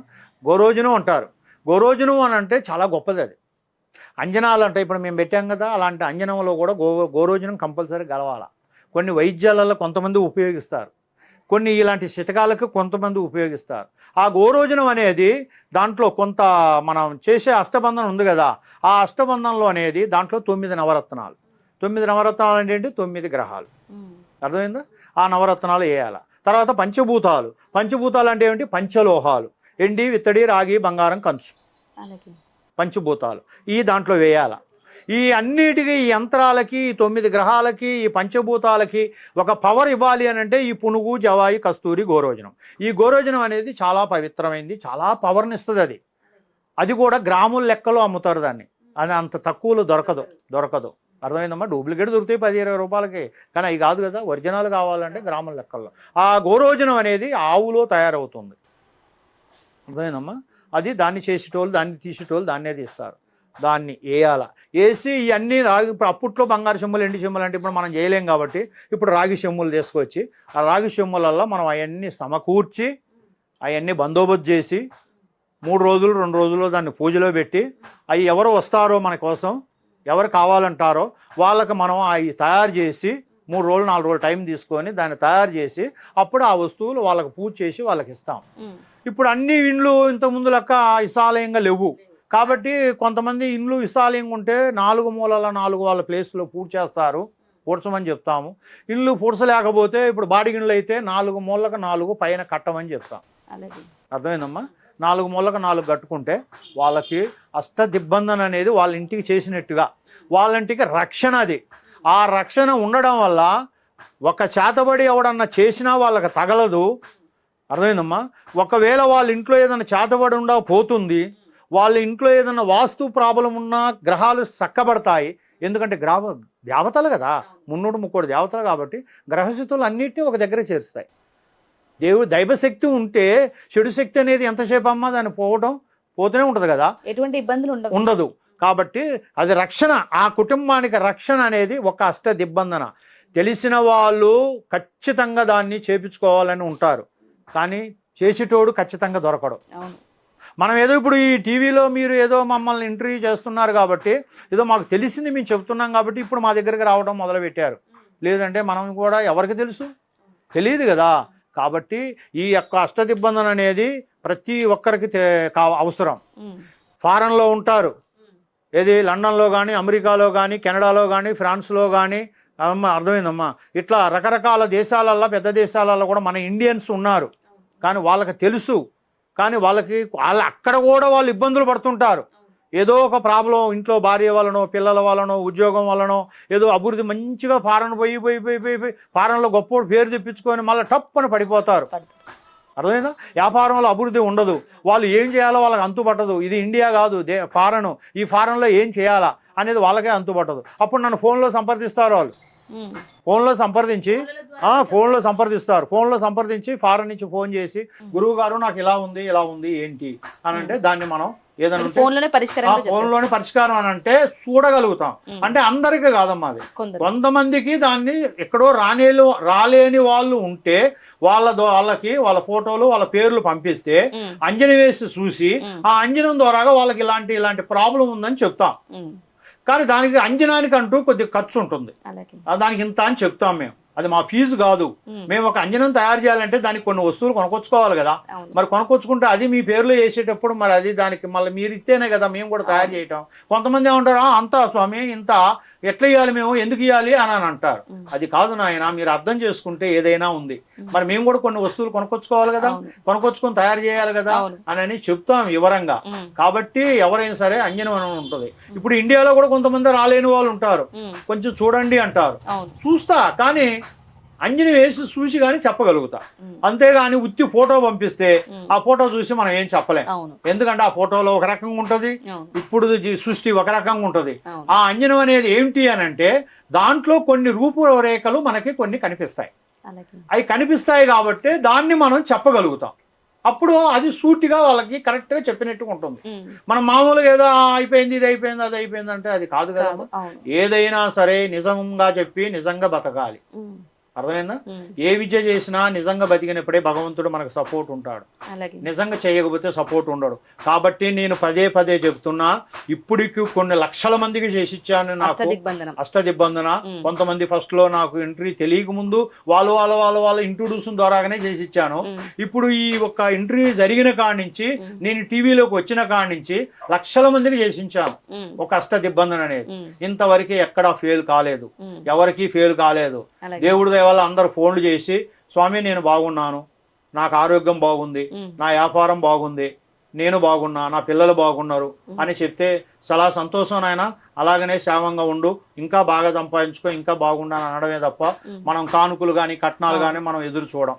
ఎందుకనంటే మనం చెయ్యటమే మన ధర్మం. చేసిన తర్వాత ఎదురు చూడకూడదు. అక్కడ ఎదురు చూస్తే మనలో అసూయత పెరుగుతుంది. అందుకనే మనం అది చూడం. బాగుండేదే మనకు కావాలి. మన దగ్గరకు వచ్చేది ఎందుకు? బాగుండటం కోసం, వాళ్ళ కష్టాలు చెప్పి కష్టాలు బాగు చేయడం కోసం. కానీ అష్టబంధన అంటే కొద్దిగా ఖర్చు అవుద్దమ్మా. ఖర్చు అయ్యేదానికి వచ్చాక నేను పేదోడిని, నా దగ్గర డబ్బులు లేవు అని అంటే నాకు కూడా కొన్ని వస్తువులు కొనాలి. ఎండి, ఇత్తడి, బంగారం, కంచు, పంచలోహాలు కొనాలి, దానికి డబ్బులు కావాలి కదా. నవరత్నాలు కొనాలి, దానికి డబ్బులు కావాలి కదా. ఈ పునుగు, జవాయి, కస్తూరి, గోరోజనం కొనాలి, గోరోజనం కాస్ట్ ఉంటుంది, అవి కొనాలి కదా. ఈ అన్ని ఖర్చులు కొన్ని ఉంటాయి, అవి మేము ఆల్రెడీ రాసి పెడతాం. ఒకరికి ఒక రకం ఎప్పటికీ నేను చెప్పను. వ్యాపారం చెయ్యను. పెద్దోడు వచ్చారు, గొప్పోళ్ళు వచ్చారంటే గొప్పోళ్ళకి ఇంత అని చెప్పను, పేదోళ్ళు వచ్చారంటే వాళ్ళకి ఇంత అని చెప్పను. అయ్యే ఖర్చు ఎంత ఉంటుందో అంతే న్యాయంగా చెప్తా, ఆ దేవుళ్ళు సాక్షిగా. ఆ అయ్యే ఖర్చును వాళ్ళు ఇస్తే నేను ఖచ్చితంగా చేసి పెడతా. అంతేగాని డబ్బులు ఎవరి దగ్గర ఎక్కడెక్కడో మనం ఎక్కువ తీసుకునేది ఏమి ఉండదు. మనం ఈ వృత్తి తెలిసిన వృత్తి, నిజమైన వృత్తి, 10 మందికి ఉపయోగపడే వృత్తి, భక్తుల్ని బాగు చేసే వృత్తి. ఎంతో మంది దేవతల దగ్గరికి పోయి, దేవుళ్ళ దగ్గరికి పోయి దండం పెట్టి వాళ్ళు వస్తారు, అక్కడ కూడా వాళ్ళకి పరిష్కారం దొరకదు. కాబట్టి మన దగ్గరకు వచ్చిన వాళ్ళకి మన దగ్గర ఉన్న పరిష్కారం ఒక అష్టదిబ్బందన. ఏ అష్టదిబ్బందన పక్కాగా చేస్తాను. నా దగ్గర వచ్చిన వాళ్ళకి నేను గ్యారంటీ చెప్తాను, గ్యారంటీ చేసిస్తాను. వాళ్ళు ఫారెన్ లోనే ఉన్ని, ఎక్కడన్నా ఉన్ని, కొన్ని 100 మందికి చేసి పెట్టా. ఇప్పుడు అమెరికాలో కానీ, లండన్లో కానీ, కెనడాలో కానీ, ఆస్ట్రేలియాలో కానీ, ఫ్రాన్స్లో కానీ మన ఇండియన్స్ ఉన్నారు. వాళ్ళకి ఎంతో మందికి చేసి పెట్టాను నేను. కానీ వాళ్ళు ఫోన్లో కాంటాక్టర్ చేస్తూనే ఉంటారు, వస్తూనే ఉంటారు. మొన్న అమెరికా నుంచి వచ్చింది ఒక పెద్ద అమ్మ. ఆమె కొద్దిగా కూతురికి కొద్దిగా హెల్త్ బాగలే, ఎక్కడెక్కడికో పోయింది ఆమె. ఆమెకి ఫోన్లోనే పరిష్కారం చేసి ఫోన్లోనే కొన్ని వస్తువులు పంపించి అదే కొరియర్ ద్వారాగా చేశాను. ఆమె బాగుంది, ఇప్పుడు కూతురు సెటిల్ అయ్యింది, వచ్చింది, ఒక పెళ్లికి వచ్చింది, అట్లే వచ్చింది, నన్ను కలిసింది, ఆమె నమస్కారం పెట్టింది, ఆశీర్వాదం తీసుకుంది, కొన్ని వస్తువులు ఇస్తే తీసుకుంది, వెళ్ళింది. అలాగే గురుగారు చాలా మందికి కూడా అంటే ఇంట్లో ఎటువంటి ప్రాబ్లం ఉన్నా కూడా ఒక రీజన్ ఒక పరిష్కారం అంటే గనక ఖచ్చితంగా అష్టదిగ్బంధన పక్కా ఉండాలి. అర్థమైందమ్మా? కొంతమంది పూజలు చేసుకుంటారు, నేను ఈ అష్టబంధం చేయలేను, పూజలు చేసుకుంటా కానీ మరి నాకు దేవుడు ఫలించలేదు, దేవుడు నాకు కరుణించలేదు అని అనుకుంటారు. కానీ పూజలలో కూడా మనం మనస్ఫూర్తిగా పూజించుకోవాలమ్మా. మన ఇంట్లో కూడా 2 రోజులు పూజించి అలంకరించి తర్వాత నాకేం చూడట్లేదు దేవుడు, నేను పూజ చేస్తూనే ఉన్నా అలంకరిస్తున్నాను దేవుడి మీద కోపడితే కాదు. మనం కూడా పరిశుద్ధంగా మనకి పరిష్కారం అయ్యేంత వరకు మన ప్రాబ్లం దేవుణ్ణి పూజించాలా. అప్పుడు దేవుడు నేను చెప్పాను కదా ఏదో ఒక రూపంలో మనకు దారి చూపిస్తాడు, ఎక్కడికో పంపిస్తాడు, అక్కడ పరిష్కారం అవుతుంది. అలాగే అలాగే సంతానం కోసం చాలా మంది బాధపడుతూ ఉంటారు. మరి వాళ్ళకి ఏం చేయాలంటారు? ఎటువంటి పూజలు చేయాలి? మీ దగ్గర ఎటువంటి పరిష్కారం? నువ్వు అన్నది వాస్తవమ్మా. కాకపోతే కొంతమందికి ఆరోగ్య ప్రాబ్లం ఉంటుంది, భర్తకు కానీ భార్యకు కానీ. అది డాక్టర్ దగ్గర పోవాలా. అది డాక్టర్ దగ్గర కొన్ని సెట్ అవుతాయి. డాక్టర్లు ఇప్పుడు పెద్ద పెద్ద డాక్టర్లు ఉన్నారు, గొప్ప గొప్ప డాక్టర్లు ఉన్నారు, కాబట్టి వాళ్ళు కూడా సెట్ చేయగలుగుతారు. కొన్ని దోషాలు ఉంటాయి, ఏదన్నా దోషం అర్థమైందమ్మా, నాగదోషం ఉంటుంది, కప్ప దోషం ఉంటుంది, లేదు ఏదన్నా పిండ దోషం ఉంటుంది. పిండ దోషం అనేది కొంతమందికి తెలియదు, కానీ అది కూడా చాలా పవర్ఫుల్ అయింది. పిండ దోషం అంటారు దాన్ని. ఆ పిండ దోషం ఉంటుంది, అర్థమైందమ్మా. ఇట్లా కొన్ని దోషాలు ఉంటాయి, వాళ్ళ గ్రహాలు ఉంటాయి, చండి గ్రహాలు, మొండి గ్రహాలు, అన్ని కొన్ని గ్రహాలు ఉంటాయి. అట్లా ఏదన్నా దోషాలు ఉన్నాయి అనుకోండి, వాళ్ళకి సంతానం కలగట్లేదు అనుకోండి, అప్పుడు మన దగ్గరకు వస్తే ఏదన్నా దోషం ఉంటే దానికి సంబంధించినట్టుగా మనం కొన్ని చేస్తాం, చేసి మనం దాన్ని సంతానం అందేలా దానికి కొన్ని సూచనలు చేస్తాం. అంతేగాని ఆరోగ్యంలో ప్రాబ్లం ఉంటే మాత్రం డాక్టర్ గారినే కలవాలా, డాక్టర్ని కలవాలా, వాళ్ళ ద్వారానే వాళ్ళ ఆరోగ్యం సెట్ చేసుకోవాలా. దానికి కూడా మనమే కర్తలం అనే దానికి లేదు. దానికంటూ వాళ్ళు గొప్ప వాళ్ళు చదువు, ఆ చదువును బట్టి వాళ్ళు చేసుకోవాలి. అలాగే గురుగారు, కేవలం ఇంట్లో సమస్యలు లేదా సంతానం ఇలా ఫ్యామిలీ ప్రాబ్లమే కాకుండా కొంతమంది ల్యాండ్కి సంబంధించి, భూమికి సంబంధించి ఆస్తి తగాదాలు కానీ, కోర్టు సమస్యలు కూడా, లిటికేషన్ సంబంధించి సమస్యలు కూడా బాధపడుతూ ఉంటారు. అవి కూడా పరిష్కరిస్తారు అంటే ఉంటాయమ్మా. ఇప్పుడు కోర్టు సమస్యలు అంటే అమ్మా, కోర్టు సమస్య మనం చేసేదానికి ప్రయత్నం ఉంటది, కానీ అది కొంతమంది ఏం చేస్తారంటే నువ్వు చేసావు కదా నా సమస్య ఎమ్మటే తీరలేదు అని అంటారు. కోర్టు సమస్య ఎలా తీరుతుందమ్మా? కోర్టు అంటేనే కోర్టు, అది తిరగాల్సిందే, కొద్ది రోజులు చేయాల్సిందే. కానీ కొద్ది రోజులు తిరిగినా అది మన పక్క అయ్యేలా మనం కొన్ని ప్రయత్నాలు చేయొచ్చు, కానీ అది వెంటనే కాదు. తర్వాత కుటుంబంలో ఏదన్నా ఆస్తులు ఉంటాయి, అవి మనం అమ్మలేకపోతాం. ఇప్పుడు పెద్ద పెద్ద ఇప్పుడు హైదరాబాద్ లో కూడా పెద్ద పెద్దవి ఉన్నాయి ఆస్తులు, అవి అమ్మలేక కొంతమంది ఏమి లేక ఉన్నారు. కానీ దానికంటూ కొన్ని ఉంటాయి దోషాలు, ఆ భూమికి పట్టిన దోషాలు కొన్ని ఉంటాయి. ఆ భూమికి పట్టిన దోషాలని మనం కొన్ని తీసేయాలి, తీసేస్తే ఆస్తులు కూడా అమ్ముడుపోతాయి. తర్వాత రియల్ ఎస్టేట్ చేసేటోళ్ళు కూడా మంచిగా వస్తారు, సడన్ గా పడిపోతారు. అదే ఒక చేతబడి ప్రయోగం. అర్థమైందమ్మా? ఎదుగుదల అంటే ఒక రియల్ ఎస్టేట్ చేసే వాళ్ళకి కంపల్సరీగా ఉంటుంది. తర్వాత చిన్నోళ్ళకి కూడా, పెద్దోళ్ళకే చేస్తారనేది ఏం లేదు, చిన్నోళ్ళు కూడా మనిషికి నచ్చక, నువ్వు ఎదుగుతున్నావు అంటే నా మనసులో ఈగో, నేను నచ్చక ఏదో ఒకటి చిన్న చిన్నగా చేసేస్తా. చేసేది సింపుల్, తీసేది కష్టం. ఆ తీసేటోడు కూడా ఒరిజినల్ కావాలా, ఆ ఒరిజినల్ అయినప్పుడే వాడు తీయగలుగుతాడు. అది మామూలుగా అయితే ఏదో అదేదో చేస్తారు, కానీ కలవదు. ఇప్పుడు కొంతమంది వస్తారు, ఏం స్వామి మన నా మీద నిమ్మకాయలు కోసేసి, కోళ్ళు తిప్పేసి, కొబ్బరికాయలు కొట్టి, నన్ను ముగ్గేసి ముగ్గులో కూర్చోబెట్టి పూజలు చేయండి స్వామి అని అంటారు. అవన్నీ కాదు నాయన, అవన్నీ ఆడంబరం. అంటే నీ కంటికి కనపడటానికే, అమ్మో స్వామి చేశాడు, ముగ్గేశాడు, కొబ్బరికాయలు కోసాడు, టెంకాయలు కొట్టాడు అనేదానికే. కానీ నేను ఆ పూజలు చేయను. నేను నా ఆఫీసులోనే నేను అష్టదిబ్బందన నేను మనస్ఫూర్తిగా చేసి ఇస్తానే తప్ప అవన్నీ నేను చేయను. కానీ అవి చేసేవాళ్ళు అవి చేసుకుంటారు, అది తప్పు అని నేను అనట్లే, వాళ్ళకి ఆ పూజ గొప్పది. మీరు చెప్పిన దాని గురించి నేను మాట్లాడదాం అనుకుంటున్నాను. మీరు ఇంతకుముందు మాట్లాడినట్లు గురుగారు, ఇప్పుడు దేవతలు కొంతమంది బలి ఇస్తుంటూ ఉంటారు కదా, మరి అలా ఇస్తేనే నిజంగా కోరిక నెరవేరుతాయి అంటారా? అమ్మా, ఇప్పుడు బలి ఇస్తేనే కోరిక నెరవేరుతుంది అనేది కాదు. ఇప్పుడు ఒకటి చెప్తా, తాతల కాలం, ఇప్పుడు మీ తాతలే ఉన్నారు, మా తాతలే ఉన్నారు, అప్పట్లో వనదేవతలకు బలులు ఇచ్చేవాళ్ళు. అర్థమైందమ్మా? బలి అని అంటే కొంతమంది తెలియని వ్యక్తులు కూడా, అడవులలో ఉండేవాళ్ళు కూడా మనుషులను కూడా బలిచ్చేటోళ్ళు అంట. అంటే మనం చూడలేదనుకో, అలా ఉండేది అప్పుడు. అప్పుడు ఆదిపరాశక్తి బలి ఇయ్యాలి, అర్థమైందా, అమ్మవారికి ఇట్లా బలి ఇయ్యాలనేది కొంతమంది అనుకుంటారు. ఆ బలులు అలాగనే అలవాటు అయిపోయినాయి. ఇప్పుడు కూడా, ఇప్పుడు మీ తాతయ్య ఉన్నాడు అనుకో, నాకు అమ్మవారికి కులదేవతామా, ఆమెకి నేను ఏటపోతుని ఇస్తా అన్నా, ప్రతి సంవత్సరం నేను కొలుపు కొలుసుకుంటా, కోడిని ఇస్తా అన్నా అని అంటాడు. అది నువ్వు చూస్తావు. అప్పుడు ఆయన వయసు అయిపోయి ఆయన పోయిన తర్వాత నువ్వేం చేస్తావు? నేను కూడా మా తాతగారు ఇచ్చేటోడు, మా నాన్నగారు ఇచ్చేటోడు, నేను కూడా కావాలి అమ్మవారికి, నేను కూడా కొలుపు, నేను సంవత్సరం సంవత్సరం అట్లే అలవాటు నడుస్తూ అయిపోయింది, ఉంది. నడుస్తూ ఉంది. దాని చట్టం ఏం చేయలేదు, ఉమ్, ఎవరు కూడా ఏం చేయలేరు. ఉమ్, కాబట్టి బలి అనేది ప్రాతకాలం నుంచి నడిచేది కాబట్టి కోడి అయినా గొర్రె అయినా ఉమ్, మేక అయినా అమ్మవారికి బలి ఇచ్చేది గ్యారంటీ, ఉమ్, ఇస్తూనే ఉంటారు. ఉమ్, అంటే ఆమెకు అది ఒక భోజనం అన్నట్టుగా మనకు అలవాటు అయిపోయింది. ఉమ్, కాబట్టి అమ్మవారు అరే కల్లోకి వచ్చి కానీ నేరుగా వచ్చి కానీ నాకు గొర్రెనివ్వరా కోడినివ్వరా అని ఎప్పుడూ చెప్పదు. ఉమ్, కాకపోతే మన ఆలవాయితీ మన దేవుళ్ళకి మనం మొక్కుకునే ఒక బాధ్యత కాబట్టి ఉమ్, కంపల్సరీగా మనం చేస్తాం.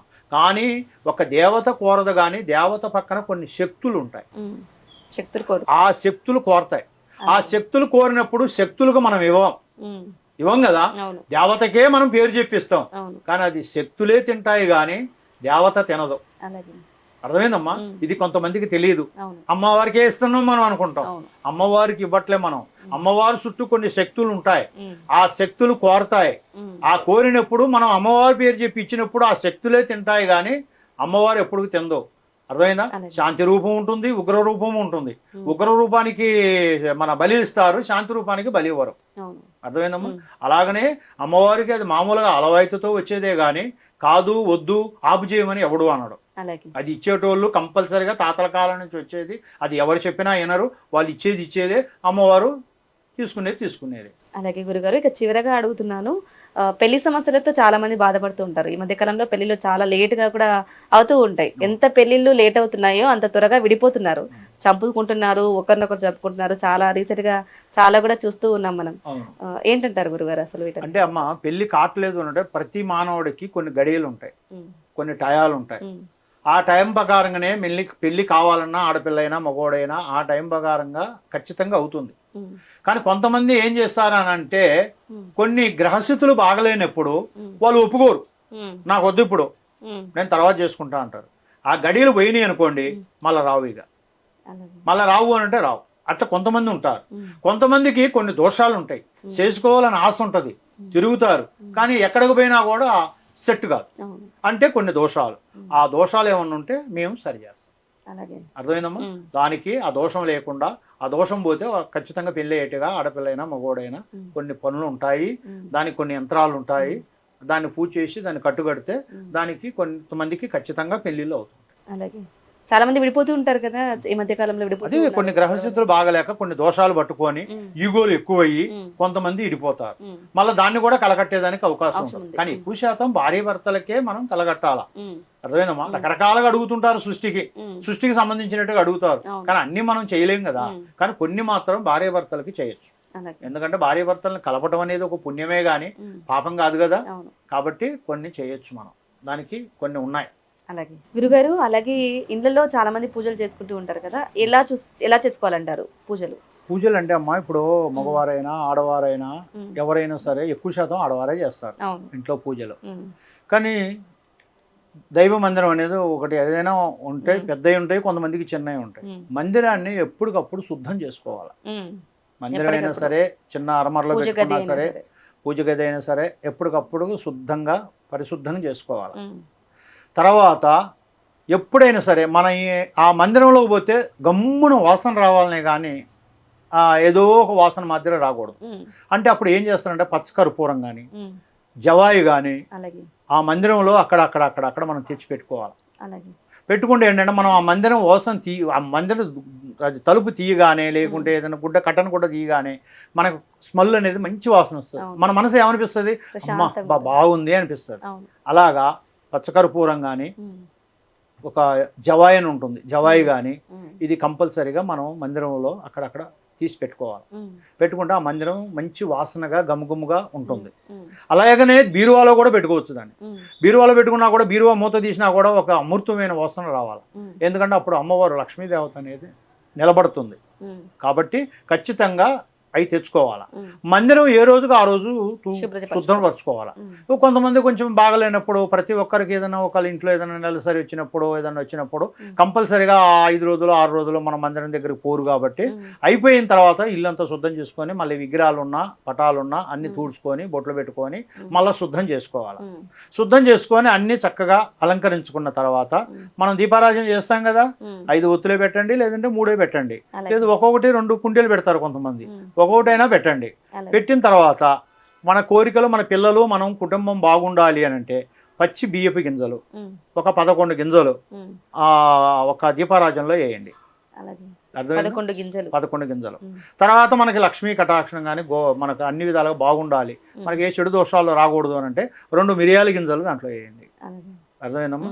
తర్వాత మనకి అన్ని విధాలుగా బాగుండాలి, ఎప్పుడు మనం పచ్చగా ఉండాలి అనుకుంటే కొద్దిగా చిటికెడ పసుపు దాంట్లో వేయండి. వేసి ఇంట్లో పరిశుద్ధంగా రోజు దీపారాజన చేసుకుంటే ఆ దైవం అనేది మనల్ని ఖచ్చితంగా కరుణిస్తుంది. కాబట్టి మనకి ఏదైనా పరిష్కారం చక్కగా చూపిస్తారు దేవతలు. దానివల్ల మనకి ఎలాంటి ప్రాబ్లం అనేది రోజు చేసుకోవచ్చు. ఈ రోజు చేశాము, రేపు చేశాము, మళ్ళీ నాకు ఏమి దక్కలేదు అని దేవుడి మీద మనం కోపపడకూడదు. దేవుడి మీద కోపడితే ఏమి రాదు మనకి. మన మనస్సును సంపుకొని మనం దైవారాధన చేస్తేనే ఎవరైనా భక్తుడు అవుతాడు. అర్థమైందమ్మా? బలవంతంగా లింగం కడితే భక్తుడు కాదు కదా. మన మనసులో రావాలా, మన తృప్తితో చేయాలా. భగవంతుడు అనేది కష్టపడి భక్తుడికి కష్టాలే ఇస్తాడు తప్ప సంతోషం, సుఖం ఇవ్వడు. ఆ కష్టాన్ని ప్రతిఫలంగా తీసుకొని లాస్ట్లో మనకి భగవంతుడు మనకు మంచి చేస్తాడు.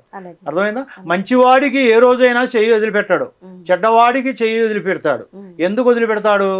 వీడు చెడ్డవాడు ఒకసారి 2 సార్లు చూస్తాడు, 3వ సారి వదిలేస్తాడు. మంచివాడిని ఎప్పుడు పట్టుకొనే ఉంటాడు. నువ్వు ఆగరా బాబు, నీకు టైం ఉందని వాడికి ఒకరోజు ఏదో ఒకటి చూపిస్తాడు. అంతేగాని భగవంతుడిని ఎప్పుడూ నిత్య పూజలు చేసుకుంటే ఎవరికి ఏ నష్టము జరగదు. భగవంతుడు ఏదో ఒక రూపేనామంలో మంచి చేస్తాడు, వాళ్ళ బిడ్డలకు కానీ, వాళ్ళ కుటుంబానికి కానీ, వాళ్ళకి కానీ. కాబట్టి నిత్య దీపారాధన చేసుకోవడం చాలా మంచిది. చేసుకునేటప్పుడు కోపపడడం కానీ, మనం దేవుణ్ణి దూషించటం కానీ ఉండకూడదు. మనకి ఎన్ని కష్టాలు వచ్చినా ఆ భగవంతుడిని ఎడుకోవాలే తప్ప మనం దూషించితే పని జరగదు. కాబట్టి నిత్య పూజలు చేసుకొని నిత్యంగా దేవుడికి దండం పెట్టుకుంటే ఆ భగవంతుడు మనకు ఖచ్చితంగా మన ఇంట్లోనే ఉంటాడు, మన మనసులోనే ఉంటాడు, మన వృత్తిలోనే ఉంటాడు. ఈ విధంగా మీరు చెప్పినట్లు కనుక పూజలు చేసుకుంటే చాలా మంచిది, అన్ని రకాలుగా బాగా జరుగుతుంది. అలాగే గురువుగారు, మేము మీ కోసం విని అన్ని చోట్ల చూసి మీ ఇంటర్వ్యూలో చూసి చాలా దూరం నుంచి కూడా వచ్చామన్నమాట మీ దగ్గరికి. అష్టదిగ్బంధనం అనేది మీరు మాత్రమే చేయగలరు, మీరు చాలా మంది కూడా చేసినట్లుగా కూడా విన్నాము. సో అందుకోసమే మీకు దగ్గరకు వచ్చే ఇలా చేస్తున్నాం అనమాట. అలాగే ఇంకొకటి మాట్లాడుకోవాలంటే కనుక నాగబంధనం అనేది అంటే ఏంటి గురుగారు? అసలు నిజంగా ఉందంటారా? ఏ విధంగా చేస్తారు? ఉందమ్మా. కాళసర్ప దోషం అని కొన్ని ఉన్నాయి, అవి దోషాలు. నాగబంధన అనేది ఉంటది. నాగబంధన దేనికి ఉంటదంటే అప్పట్లో మహారాజులు కొంత ధనాన్ని, సిద్ధాంతులు కానీ మహారాజులు కానీ కొన్ని ధనాన్ని దాచిపెట్టేటోళ్ళు. కొంత ధనాన్ని ఆ దాచిపెట్టిన ధనం ఎవడబడితే వాడు తీయకూడదని దానికి నాగబంధం చేస్తారు. ఆ నాగబంధన అంటే అప్పుడు నాగేంద్రుడు ఎప్పుడు కాడ ఉంటాడు. ఆ నాగబంధన చేసిన వాడికే తెలుసు మళ్ళీ నాగబంధన తీయటం. ఎవరికి పడితే వాళ్ళకి అది తెలవదు. మళ్ళా ఆ నాగబంధన చేసిన వాళ్ళే మళ్ళీ దాన్ని తీయగలుగుతారు, దాన్ని చేయగలుగుతారు. ఇక అది కొన్ని సంవత్సరాలు, యుగాలు, తరాలు పోయినా కూడా ఆ నాగబంధన అనేది తీయటం కుదరదు. కానీ కాళసర్ప దోషం అని కొంతమందికి ఉంటుంది. కాళసర్ప దోషం అని అంటే తాతల కాలంలో ఏదన్నా తప్పు చేసి ఉంటే, అర్థమైందా, పాములకి ఏదైనా చికాకు చేసి ఉంటే, ఏదైనా ఇబ్బంది పెట్టుంటే అప్పుడు ఆ కాళసర్ప దోషం అనేది ఉంటుంది. అది వాళ్ళ పిల్లలకి, వాళ్ళ మనవాళ్ళకి అదే తరతరాలుగా ఆ కాళసర్ప దోషం ఉంటుంది. దానివల్ల కొంతమందికి పిల్లలు పుట్టకుండా పోవడం కానీ, కొంతమంది పెళ్ళిళ్ళు కాకుండా పోవడం కానీ, ఇట్లా కొన్ని ఉంటాయి. అవి మనం కొన్ని చేసుకోవాలి. ఆ నాగబంధన అనేది కొన్ని ధనాలకి, కాళసర్ప దోషం అనేది కొన్ని ఇండ్లకి.